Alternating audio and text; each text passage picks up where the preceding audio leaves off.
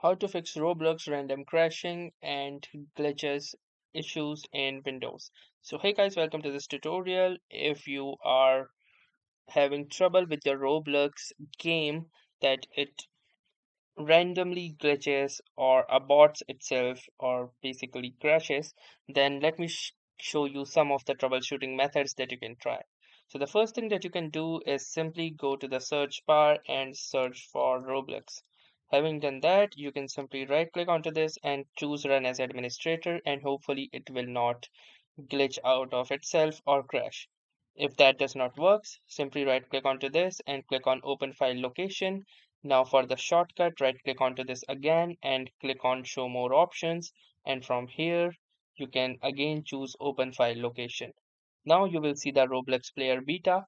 Right click onto this and then click on show more options and then click properties.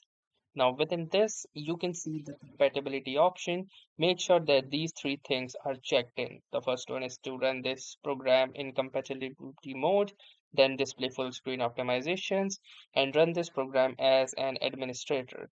Then click onto this apply button and then click on OK, and hopefully your error will be resolved.